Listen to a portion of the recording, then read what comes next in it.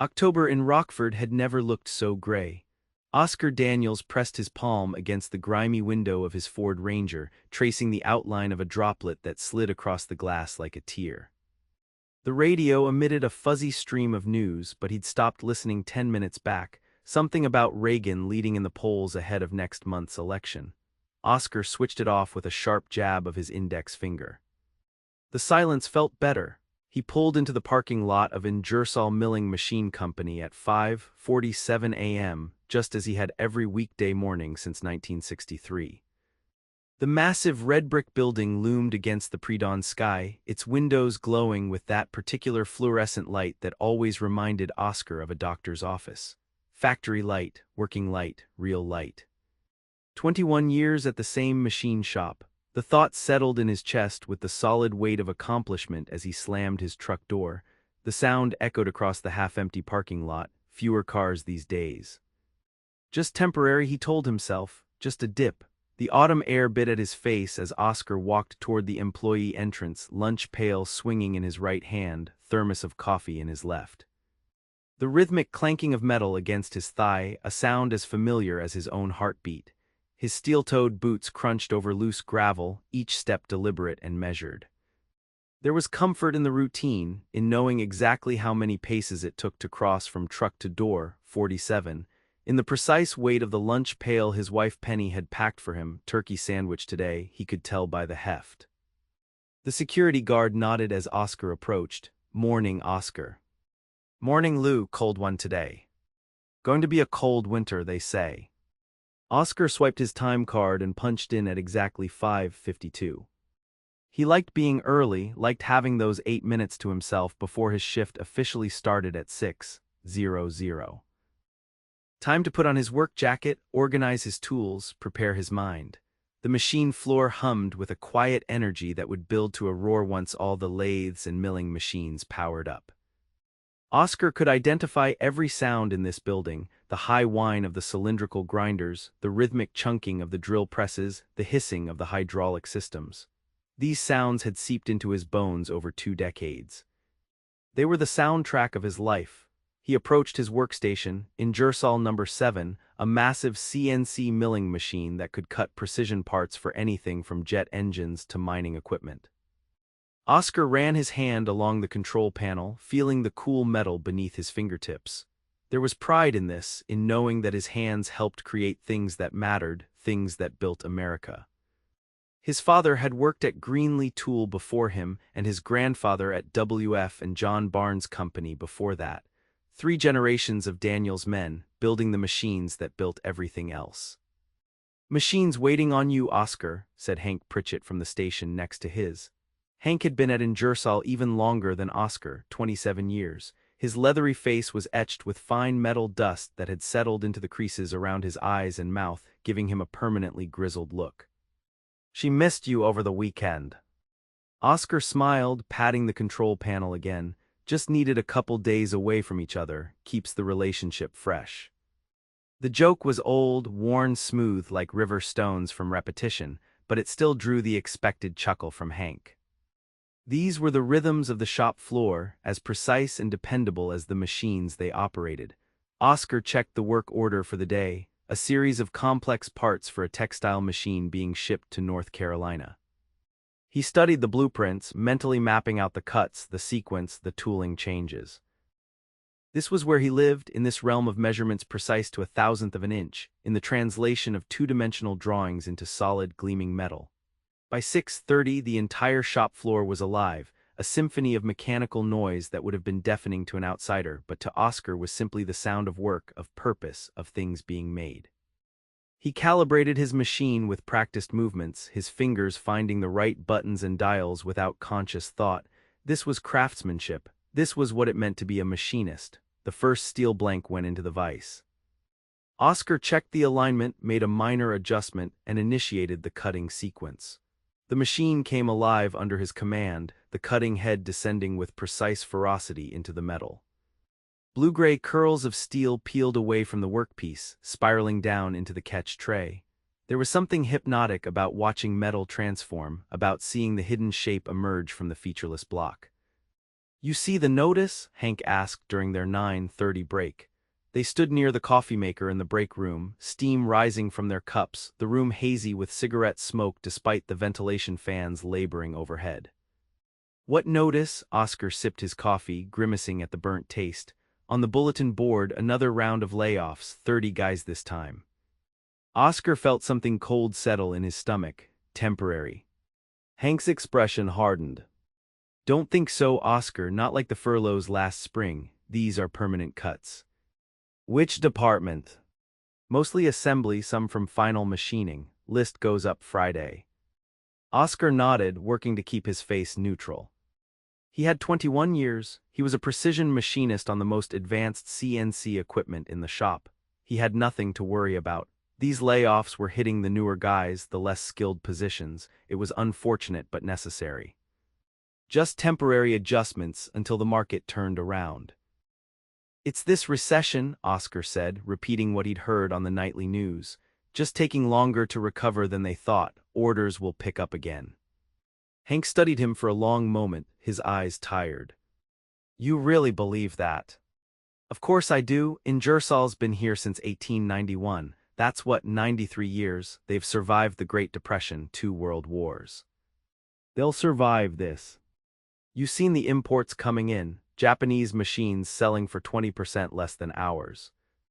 Oscar waved a dismissive hand. "Foreign junk won't last half as long as American equipment."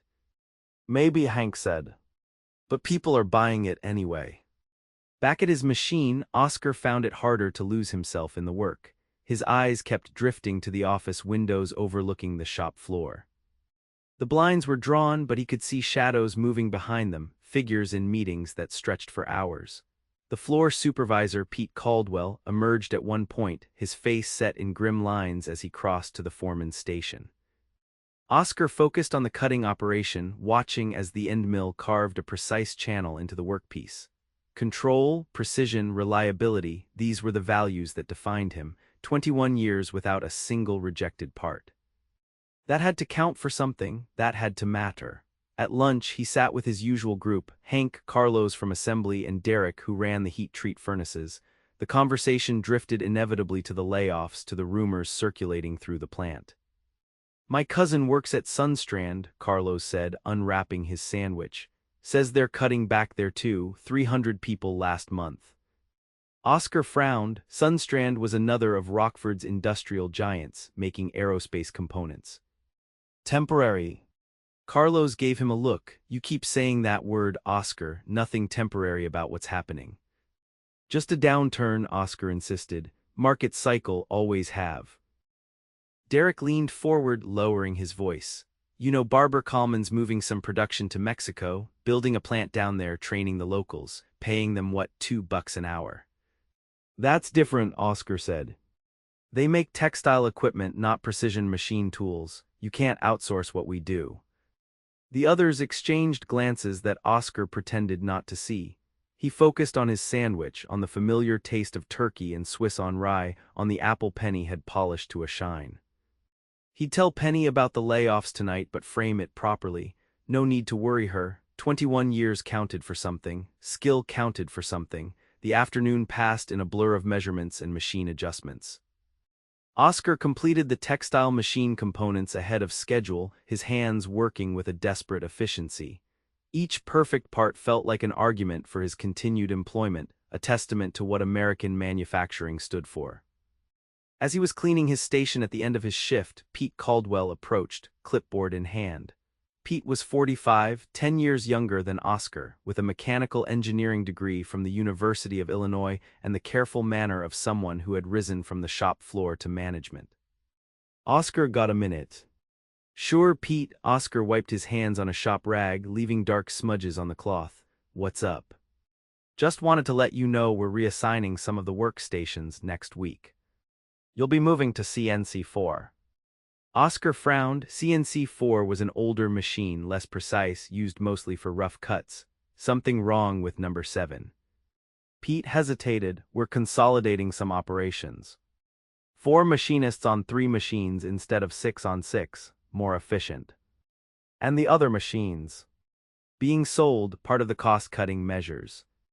Oscar felt his chest tighten. Selling off equipment doesn't sound like a temporary measure, Pete. Pete's eyes flicked away. Just doing what management tells me, Oscar, you know how it is. He paused, then added, you'll be training Ramon on number 7 tomorrow, show him the quirks of the machine. Ramon. He's only been here 3 years.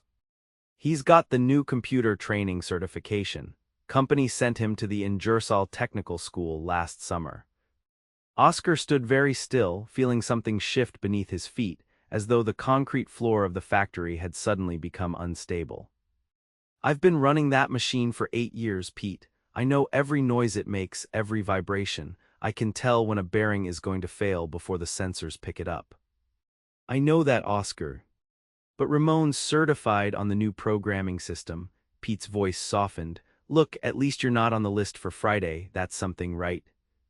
Oscar watched him walk away, the clipboard tucked under his arm. The shop was nearly empty now, most of the day shift having punched out. The massive space echoed with the reduced sounds of machinery powering down, of compressed air lines being purged, of distant voices calling goodbyes. He ran his hand over number 7 one last time, feeling the day's warmth still radiating from the hydraulic system. There was a small scratch on the control panel where his wedding ring had caught the metal years ago. A small mark that made this machine his in some way. The drive home was silent, the radio remaining off. Oscar watched the familiar streets of Rockford pass by, the neighborhoods transitioning from industrial to residential. He'd bought his house in Rolling Green in 1972, a 3-bedroom ranch style with a finished basement and a 2-car garage. The mortgage was manageable on his machinist's salary, and they'd even managed to put away savings for retirement and for their daughter Patricia's college fund. Penny's car was in the driveway, a 1982 Chevy Malibu they'd bought new.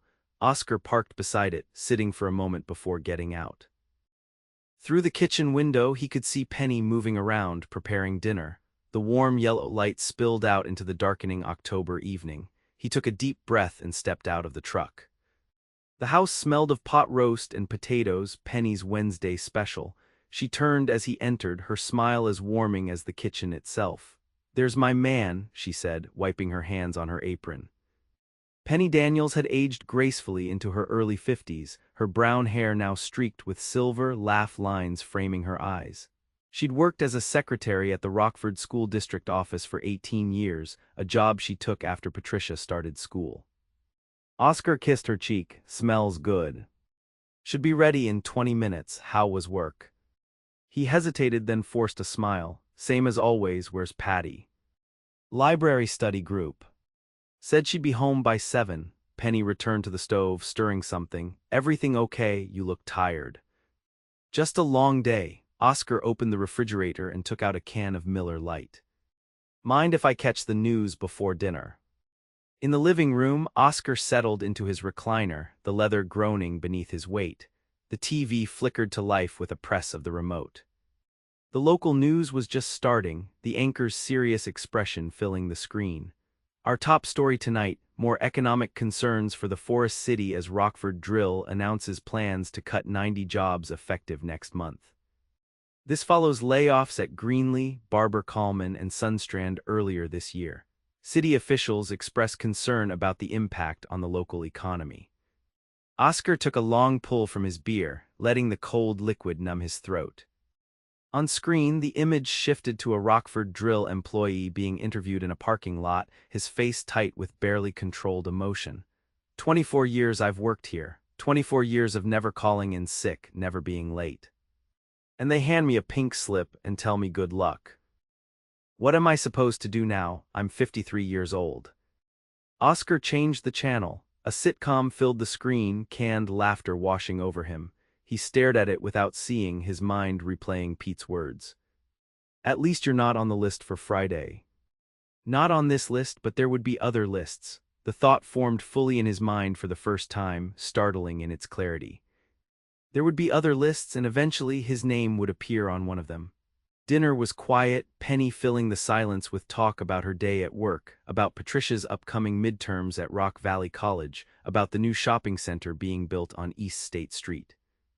Oscar nodded in the right places, asked appropriate questions, but his mind was elsewhere, still standing on the shop floor watching Pete walk away.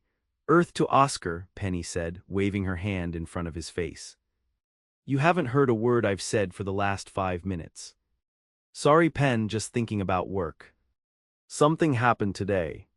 He considered lying, then saw the concern in her eyes. 27 years of marriage had given her a radar for his moods. Another round of layoffs coming on Friday, 30 more people.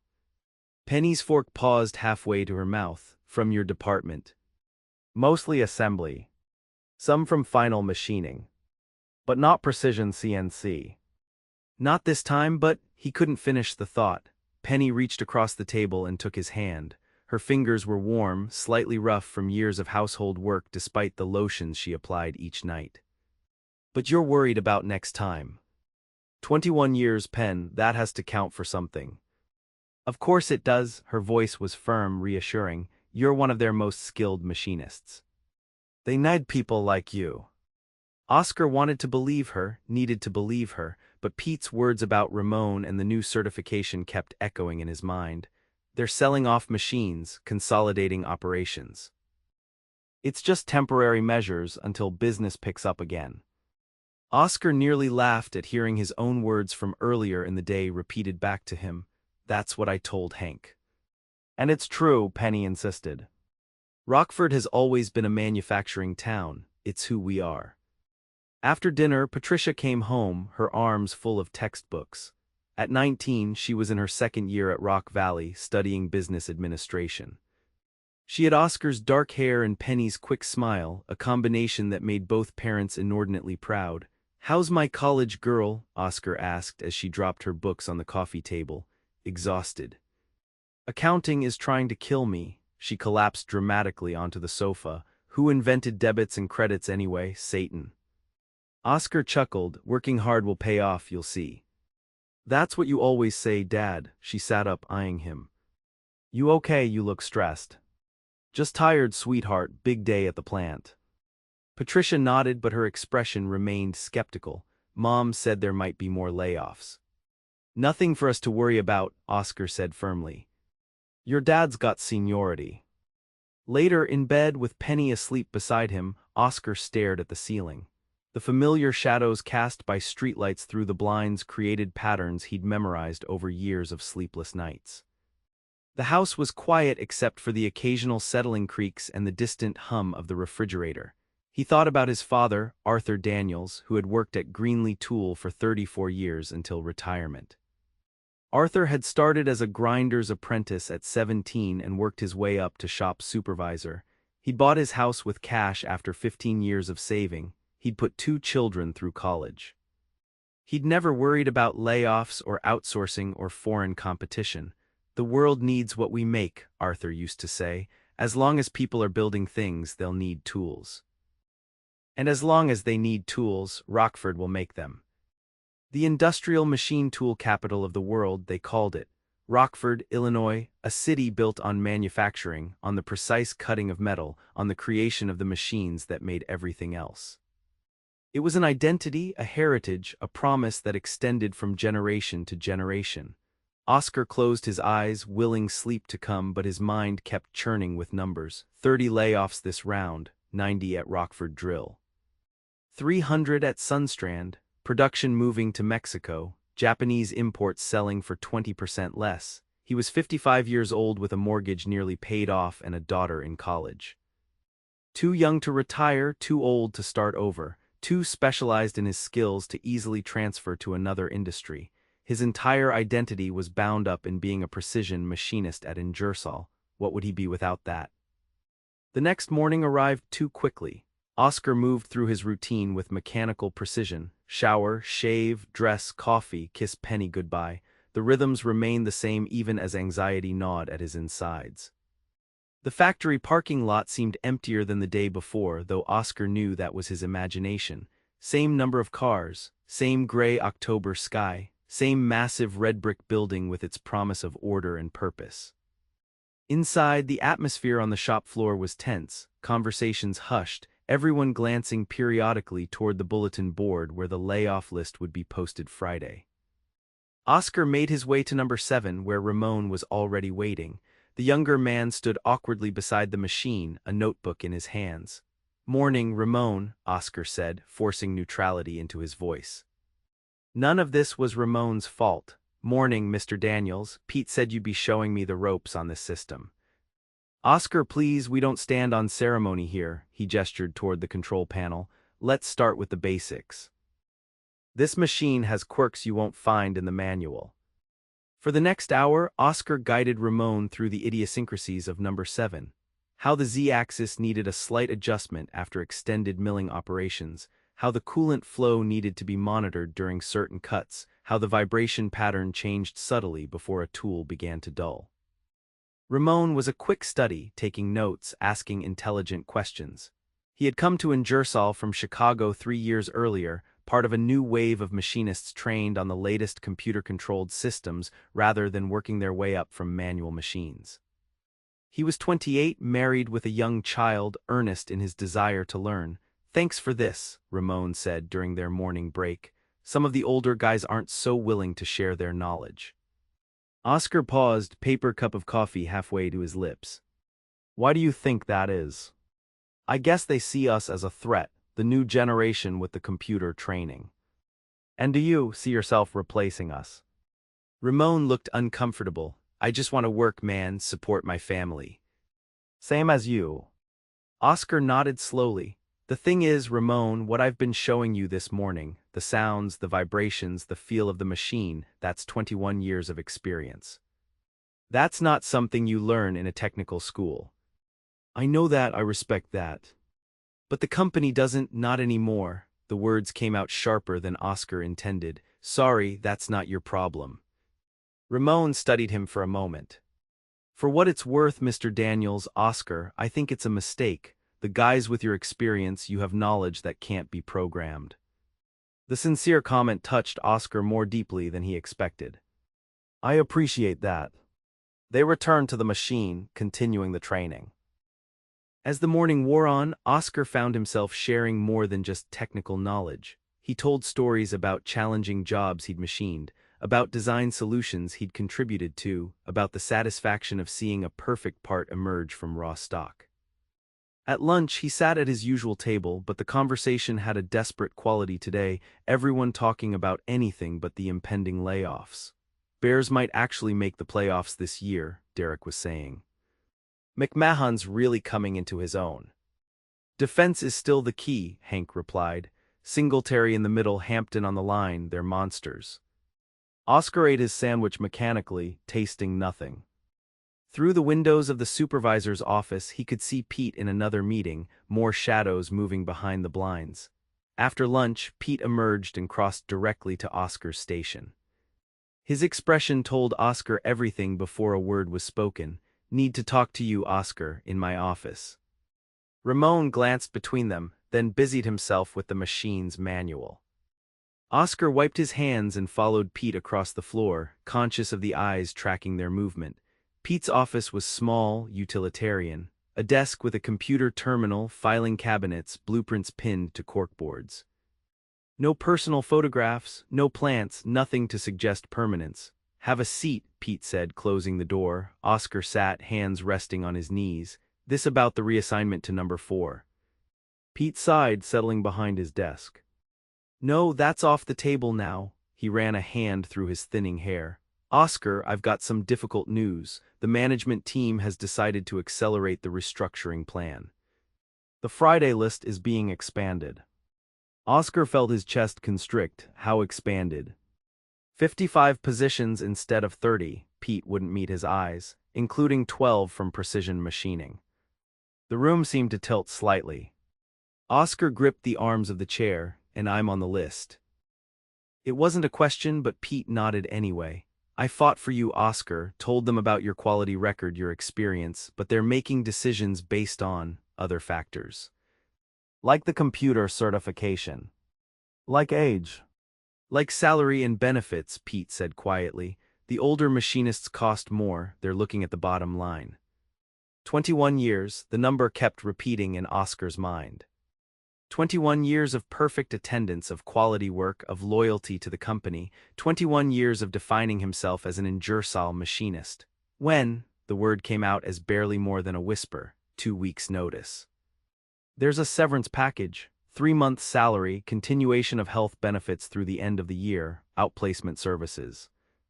Oscar stared at a blueprint pinned to the wall, focusing on the precise lines and measurements to keep himself anchored. Why tell me now, before the list goes up? Pete finally met his gaze. Because I respect you, Oscar, thought you deserved to hear it from me directly, not read it on a list, and because, he hesitated. Because I wanted to ask if you'd be willing to continue training Ramon these next 2 weeks. He's going to be taking over number 7 permanently. The request landed like a physical blow: train his own replacement. Show Ramon everything he knew so the company could smoothly continue without him. Oscar wanted to laugh at the cruelty of it, but no sound came. I understand if you don't want to, Pete added quickly.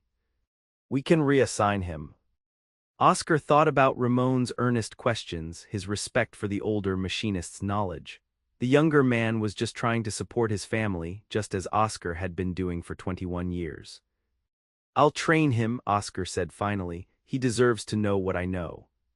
Pete's relief was visible. Thank you, I know this isn't easy. No, it's not. Oscar stood, suddenly needing to be away from this small office with its corporate euphemisms. Restructuring, outplacement, as if changing the words changed the reality. Do I finish the day or? Yes, please, the official notices don't go out until Friday, and Oscar. I'd appreciate if you kept this between us until then. Oscar nodded and walked out, crossing the shop floor with measured steps. Ramon looked up as he approached, a question in his eyes. Everything okay? Fine, Oscar said, the lie bitter on his tongue. Let's continue. I was showing you how to compensate for tool wear on a precise contour cut. The remainder of the day passed in a fog. Oscar's hands worked from muscle memory, executing familiar tasks while his mind grappled with the new reality. Unemployed at 55, a machinist without a machine, a craftsman without a craft. The drive home felt like a journey through unfamiliar territory, though he took the same route he'd driven thousands of times. Rockford looked different now, the industrial districts along the river suddenly ominous rather than comforting.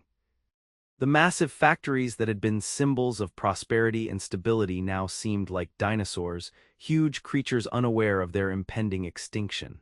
He parked in the driveway but couldn't bring himself to go inside. Penny would take one look at his face and know something was wrong.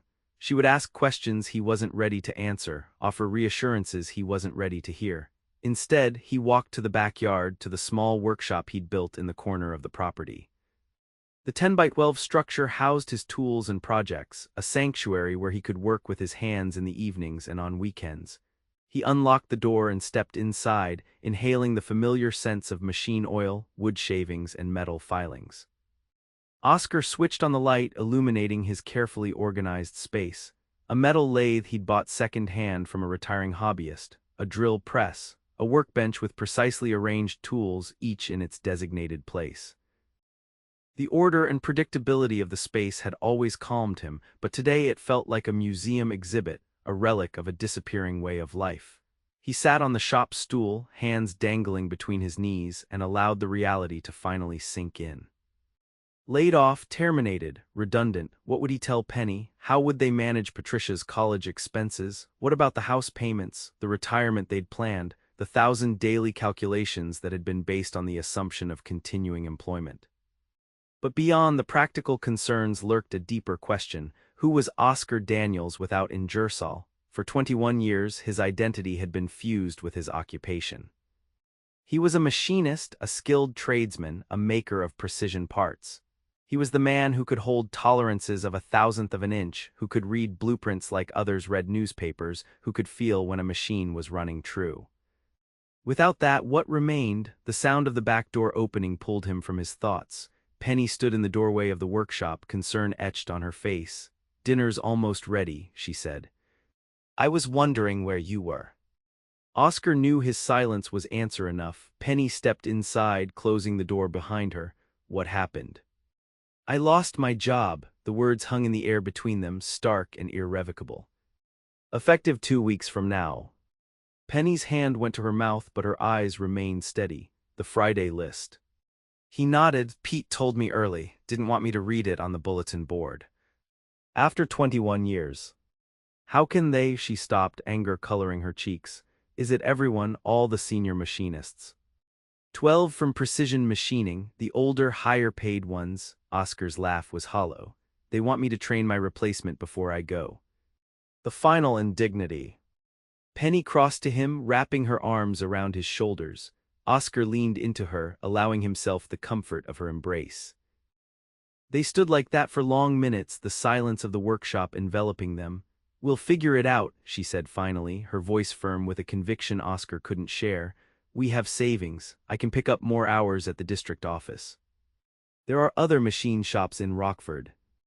Oscar pulled back, looking into her eyes. Are there? Penn, Greenlee's laying off, Rockford Drill, Barber Coleman, Sunstrand, everyone's cutting back. Who's going to hire a 55-year-old machinist who costs too much? You're skilled, Oscar, experienced, that's worth something. Not anymore, now it's all about who can run the new computer systems. Kids with technical certificates who'll work for half what I make. Penny's expression hardened with determination. Then we adapt, you learn the new systems, take classes at Rock Valley College. Study with Patricia. The suggestion, well-intentioned as it was, sparked a flare of anger in Oscar's chest.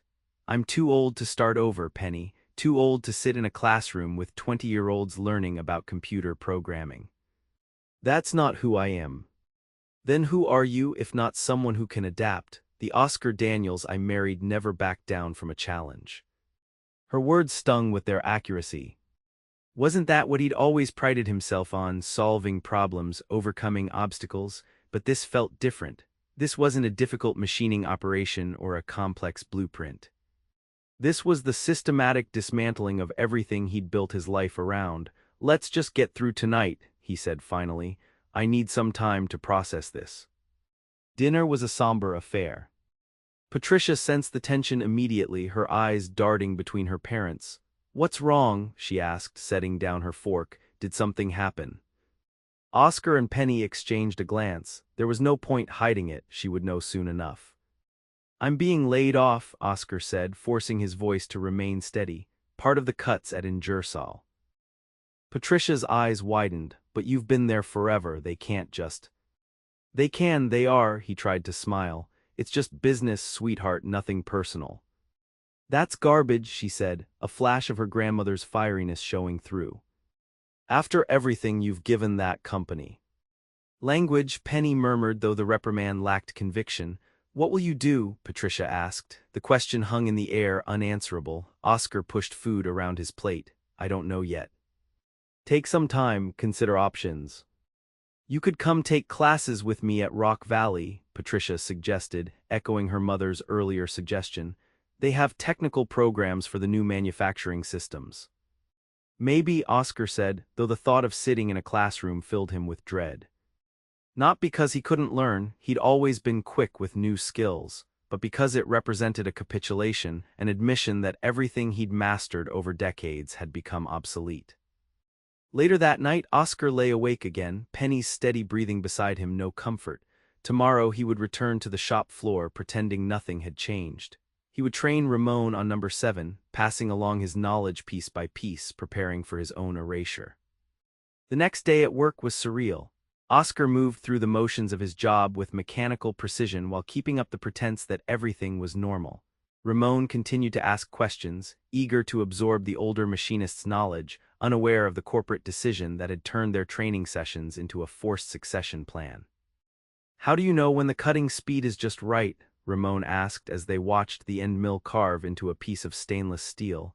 The manual gives specifications, but the manual doesn't know this particular machine, Oscar finished for him. Listen to the cut, hear that, that's clean. If it starts to whine higher, you're pushing too hard. Lower and you're babying it, he adjusted a dial fractionally, feel the difference. Ramon nodded, his face intent on the operation. I hear it, and the vibration changed.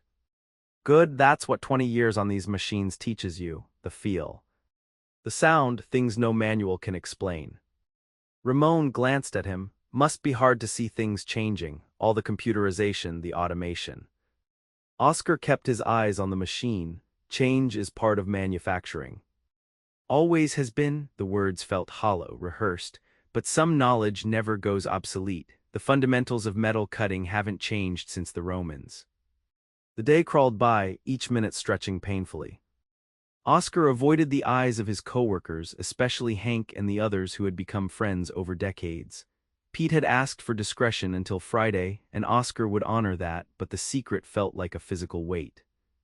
At lunch, he made excuses and ate alone in his truck, unable to bear the conversations about weekend plans and future projects that now seemed to mock him. Through the windshield, he watched the factory that had been his second home for 21 years, trying to memorize its details. The pattern of bricks on the facade, the arrangement of windows, the faded Ingersoll sign above the main entrance. That evening, he told Penny he needed to run an errand after work. Instead of driving home, he found himself turning toward downtown Rockford, toward the river that had powered the city's first factories. The Rock River flowed dark and steady through the heart of the city, flanked by the massive industrial buildings that had once made Rockford the manufacturing powerhouse of the Midwest. Oscar parked near the riverfront and walked along the water's edge, hands thrust deep in his jacket pockets against the October chill. The factories loomed like cathedrals of industry on both sides of the river: Amarok, Barber Coleman, W.F. and John Barnes, Greenlee, Sunstrand. Names that had been synonymous with American manufacturing excellence, with precision, with quality. Names that had provided generations of Rockford residents with steady, well-paying jobs and a sense of purpose. Now some stood partially empty, their windows dark, their parking lots cracked and sprouting weeds. Others still operated but at reduced capacity, shadows of their former selves. The slow death of American manufacturing played out in brick and steel and empty spaces along the river. Oscar found a bench and sat, watching the water flow past. His grandfather had come to Rockford in 1923, drawn by the promise of work in the booming industrial city. He'd found a job at W.F. and John Barnes' company making machine tools, settled in the neighborhood near the factory, married and started a family. His son, Oscar's father, had followed him into manufacturing, though at Greenlee rather than Barnes. The lineage had seemed natural, inevitable. Rockford made things, Daniel's men made things in Rockford. The equation was simple, unquestioned. Now that equation was breaking down, not just for Oscar but for the entire city. The manufacturing base that had defined Rockford's identity for a century was eroding, shifting to places with cheaper labor, fewer regulations, newer facilities. The foundation was crumbling beneath their feet. As darkness fell, the temperature dropped further. Oscar hugged his jacket tighter around himself but remained on the bench, watching the lights of the city reflect on the river's surface. The water kept flowing, indifferent to the human drama playing out along its banks. It had seen the rise of the factories, now it was witnessing their decline. What would Rockford become without its manufacturing base? What would Oscar Daniels become without Ingersoll? The questions twisted together in his mind, inseparable. He drove home in darkness, the streets of Rockford passing like a film strip of his life, the neighborhoods where friends lived, the schools Patricia had attended, the stores where they shopped, the church where they sometimes went on Easter and Christmas. All the familiar landmarks of a life built around stability and routine. Penny was waiting up, sitting at the kitchen table with a cup of tea, pretending to read a magazine but clearly watching for headlights in the driveway. "Where have you been?" she asked, concern rather than accusation in her voice. "Just driving, thinking." He sat across from her, accepting the cup of tea she poured from the pot, went down to the river for a while. Understanding crossed her face. Penny had grown up in Rockford too, the daughter of a foreman at National Lock Company. She knew what the factories along the river represented. "I called my brother," she said after a moment. Oscar looked up sharply. Penny's brother David had left Rockford 15 years earlier for Arizona, part of an early wave of manufacturing workers who saw the writing on the wall and sought opportunity elsewhere. What did David have to say? That there are jobs in Phoenix, that the economy there is growing, that we should consider moving. Oscar set his cup down with deliberate care, moving to Arizona. It's an option, Oscar. One we should at least discuss. Leave Rockford, leave our home, leave everything we know. For opportunity, for a fresh start. The words hung between them, laden with implications. Oscar stared into his tea, watching the steam rise and dissipate. I'm 55 years old, Penny. This is our home, our community, our history. And what's our future here? Her voice was gentle but insistent. If the manufacturing jobs are disappearing, what's left? There will be other opportunities. Rockford will adapt. And if it doesn't, or not fast enough for us, we have to think practically. Oscar, Patricia's tuition. Our retirement, the mortgage. Oscar pushed back from the table, suddenly restless. I know that, you think I don't know that, but uprooting our entire lives, moving to a place where we know no one except your brother. Starting over completely. People do it every day. Not people like us, not at our age. Penny's eyes flashed. What does that mean, people like us? Are we somehow less capable of change than others? Less resilient. That's not what I meant. Then what did you mean? Her voice softened. Oscar, I know this is hard. I know your work is more than just a job to you, but we need to be realistic about what's happening here. Oscar moved to the window, looking out at the darkened street. Their neighborhood was still solid middle class, homes well maintained, lawns neatly trimmed. But for how long? If the manufacturing base continued to erode, what would happen to Rockford's middle class, to neighborhoods like Rolling Green? I need time, he said finally, time to process this, to consider options, to see what other opportunities might be available here before we talk about leaving. Penny nodded, accepting the temporary truce. Fair enough. But promise me you'll keep an open mind. I promise. The next day at work, the atmosphere was tense with anticipation. Everyone knew the layoff list would be posted by end of day, and conversations were muted, eyes darting nervously toward the bulletin board and the supervisor's office. Oscar continued training Ramon, focusing intently on the technical details as if they could shield him from the emotional reality of what was happening. He showed the younger man how to set up complex fixtures, how to program multi-stage operations, how to troubleshoot when things weren't cutting quite right. You're a good teacher, Ramon said during their afternoon break. Patient, clear. Some of the older guys, they hoard knowledge, you know, like they think sharing what they know will make them dispensable. Oscar smiled grimly. Turns out we're dispensable either way. Ramon gave him a curious look. What do you mean? Oscar realized he'd said too much. Nothing, just thinking about how things change in manufacturing. Always evolving. At 3:30, Pete emerged from his office with a sheet of paper in hand. The shop floor went silent, the machines continuing to run but all human conversation ceasing. Pete walked to the bulletin board and pinned up the paper, then turned to face the room. As most of you know, the company is implementing another round of workforce reductions in response to continued market pressures. The list posted here contains the positions being eliminated effective 2 weeks from today. Those affected will receive official notification in writing by end of shift, along with information about severance packages and benefit continuation. I'm available in my office if anyone has questions. He returned to his office, closing the door behind him. For a moment, no one moved. Then, slowly, people began drifting toward the bulletin board, some walking with deliberate casualness, others moving with urgent purpose. Oscar remained at his station. He already knew his name was on the list. There was no need to see it in black and white.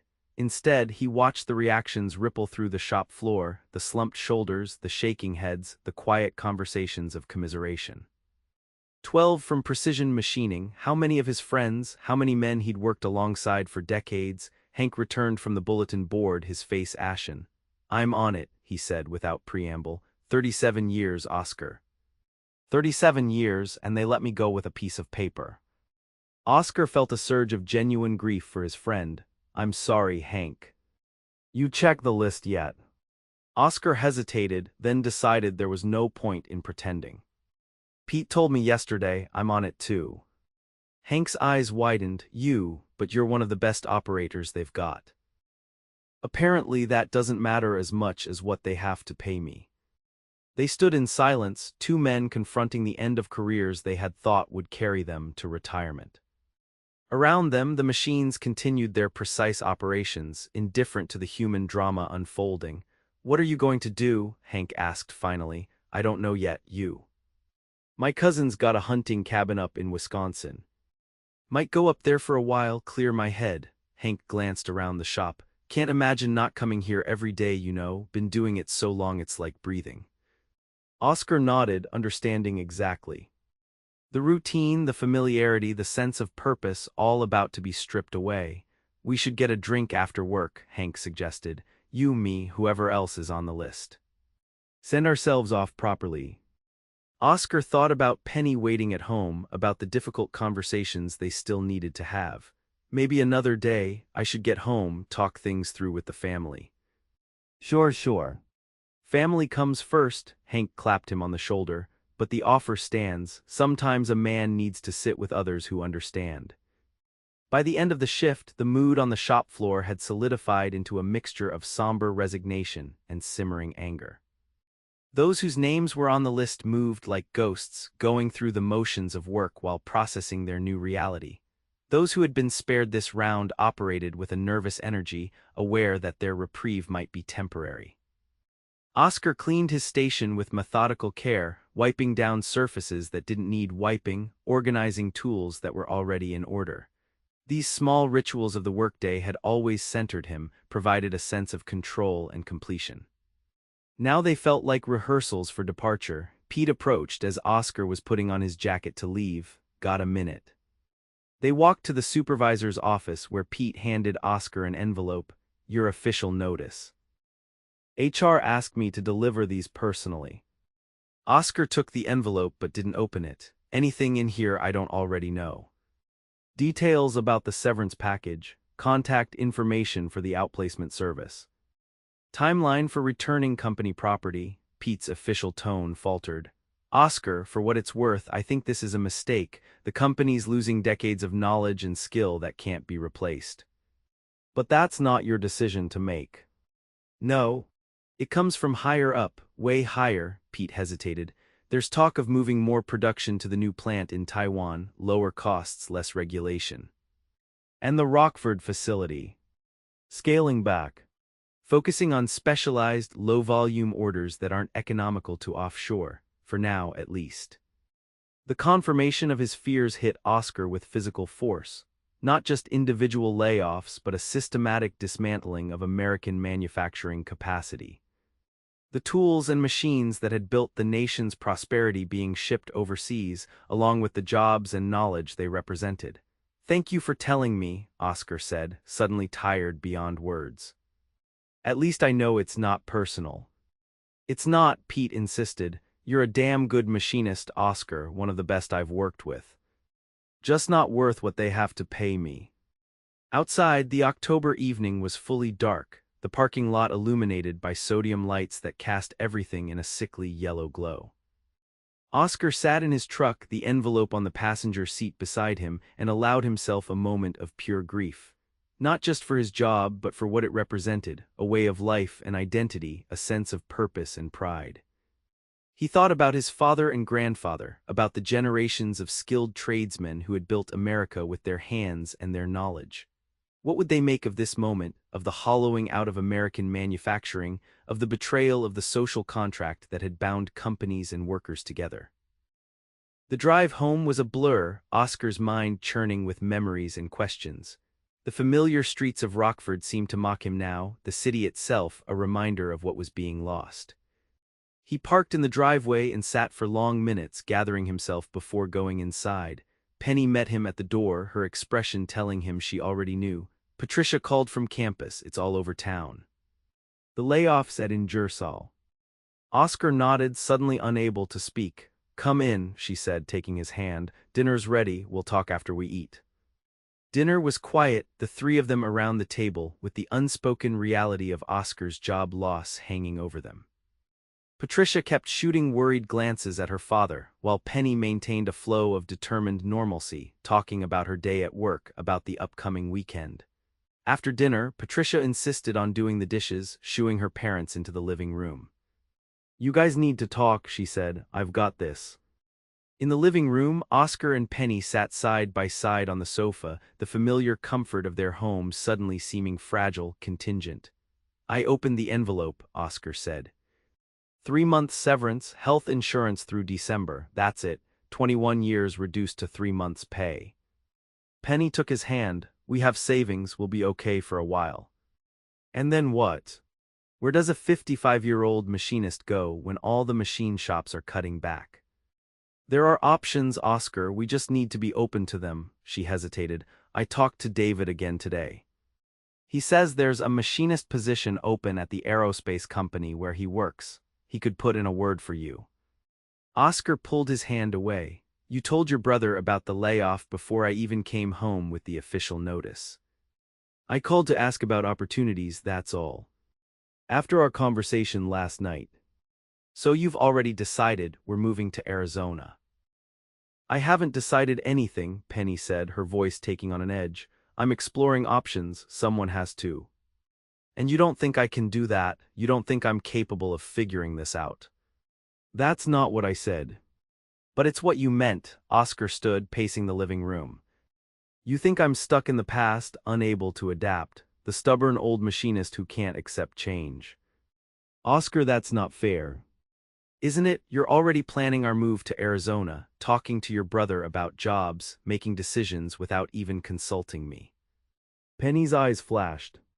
I'm trying to be practical, to look ahead, to find solutions before we're in real financial trouble. And I'm not. Is that what you think of me after 27 years of marriage? That I just sit back and let us sink? I think you're in shock, I think you're grieving. And I think your pride might get in the way of seeing opportunities that don't fit your idea of what your life should be.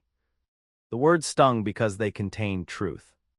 Oscar did feel lost, adrift without the anchor of his identity as an Ingersoll machinist. The prospect of reinventing himself at 55 filled him with dread. I just need some time, he said, his voice softer now. Time to process this, to consider options here in Rockford before we talk about uprooting our entire lives. And I'm saying we might not have that luxury, Penny replied. The manufacturing jobs in this city are disappearing, Oscar, not just at Ingersoll, everywhere, you know that better than anyone. Before Oscar could respond, Patricia appeared in the doorway, her expression troubled. Dad. Can I ask you something? Oscar composed himself. Of course, sweetheart, what is it? She entered the room hesitantly. My economics professor was talking today about the manufacturing decline. About how cities like Rockford are facing structural changes that might be permanent. He said the jobs that are leaving might never come back. Is that true? The innocent question cut to the heart of Oscar's fears. He looked at his daughter, intelligent, earnest, standing on the cusp of her adult life, and couldn't bring himself to lie to her. I don't know, he admitted. The world is changing fast. Manufacturing is moving overseas. The jobs that stay require different skills than what I have. But you could learn those skills, right? Take classes, get certified on the new systems. Oscar glanced at Penny, seeing the same question in her eyes. Maybe, but I'd be competing with people half my age who grew up with computers, who are willing to work for entry-level wages. Patricia sat on the arm of the sofa. So what will you do? It was the question that had been haunting him since Pete had called him into the office. What would he do? Who would he be without the identity that had defined him for his entire adult life?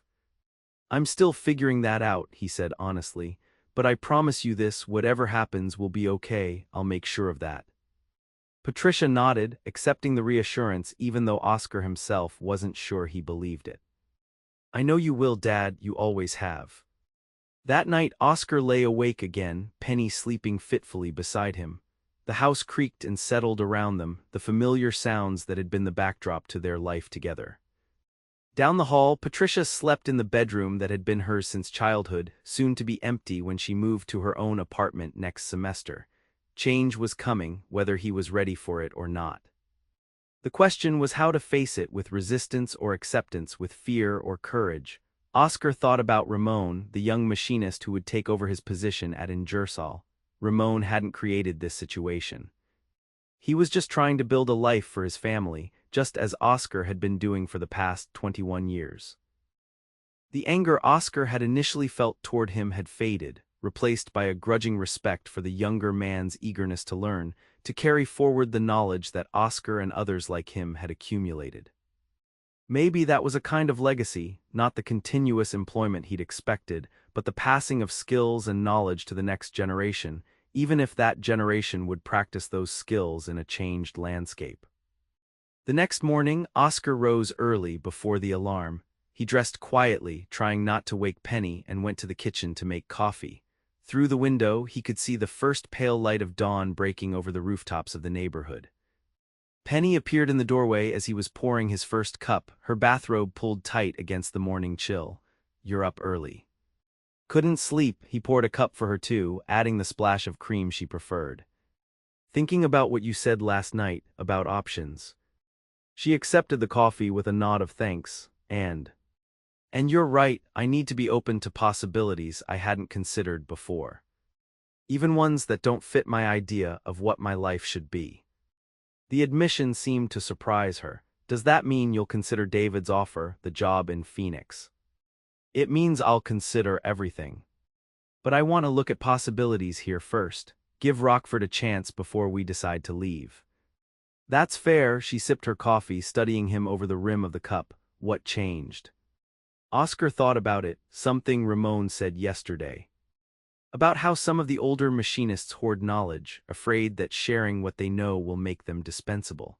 "I realized I've been doing something similar with my identity, holding so tightly to who I thought I was that I couldn't see who I might become." Penny smiled, a genuine warming of her face that reminded Oscar of the young woman he'd fallen in love with nearly 3 decades earlier. "That's insightful. Don't sound so surprised." But he returned her smile, the first real one since Pete had called him into the office 2 days ago. "I might be an old dog, but I can still learn new tricks." "You're not old, Oscar Daniels. Just experienced. Experienced enough to know when I need to adapt." He set down his cup. "I'm going to finish out these 2 weeks at Ingersoll, train Ramon properly, then we'll take stock, see what opportunities exist here. If nothing materializes within a reasonable time frame, we'll talk seriously about David's offer." "That sounds like a plan I can support." She reached across the table and took his hand. "We'll figure this out together. We always have." The next 2 weeks at Ingersoll passed with a strange mixture of grief and purpose. Oscar threw himself into training Ramon, determined to pass on every bit of knowledge he'd accumulated over his 21 years at the company. The younger machinist absorbed it all eagerly, respectful of Oscar's experience while bringing his own insights from his computer training. The shop floor had a subdued quality, the 55 people on the layoff list moving through their final days with quiet dignity. Some had already found other positions, mostly the younger workers, those with the newer skill sets. Others, particularly the older machinists like Oscar and Hank, faced more uncertain futures. On his last day, Oscar arrived early, as he always had. The parking lot was half empty now, the first wave of layoffs having already taken effect. Inside, the shop floor seemed cavernous, machines idle that had once run around the clock, workstations cleaned out and waiting for orders that might never come. Ramon met him at number 7, a hesitancy in his manner that hadn't been there before. "Last day, huh?" Oscar nodded, running his hand along the control panel of the machine that had been his for 8 years. "Take good care of her. She likes to be warmed up properly before any precision work." "I will," Ramon shifted uncomfortably. "Listen, I want you to know I don't feel good about this, taking your position, I mean." "Don't think of it that way," Oscar said, surprising himself with how much he meant it. "You're continuing the work, carrying on the knowledge, that matters." They spent the morning on final training, Oscar sharing the last few tricks and insights he'd accumulated over decades of machining. At lunch, the remaining workers gathered in the break room for an informal send-off for those leaving that day.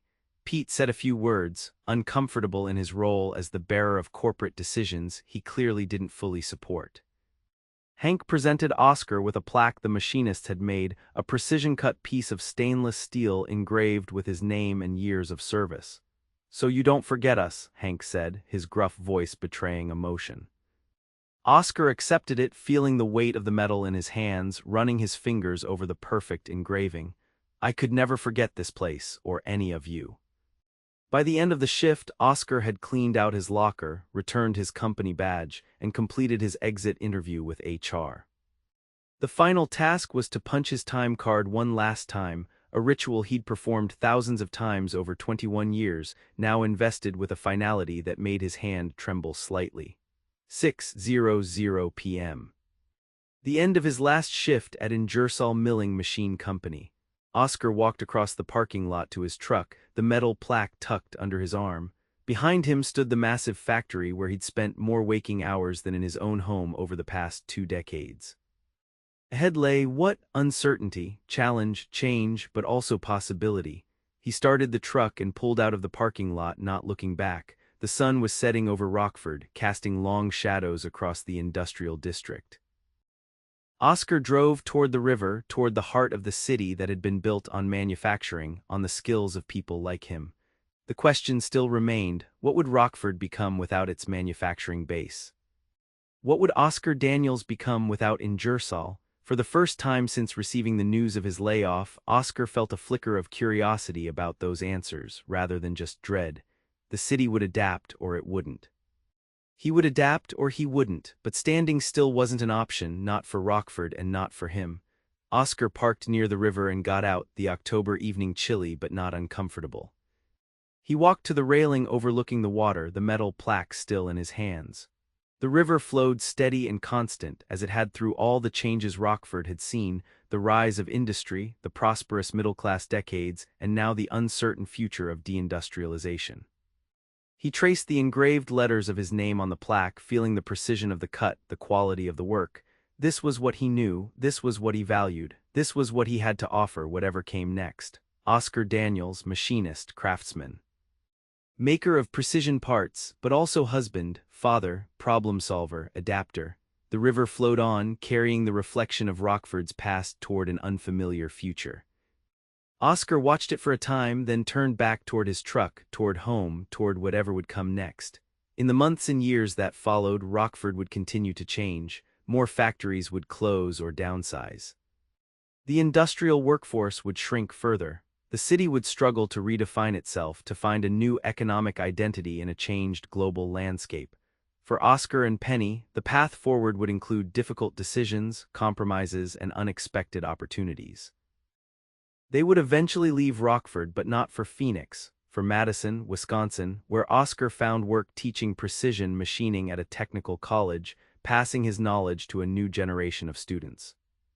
The adjustment wasn't easy, nothing worthwhile ever is, but in teaching others the skills he'd spent a lifetime acquiring, Oscar discovered a new purpose, a new identity that honored his past while embracing the future.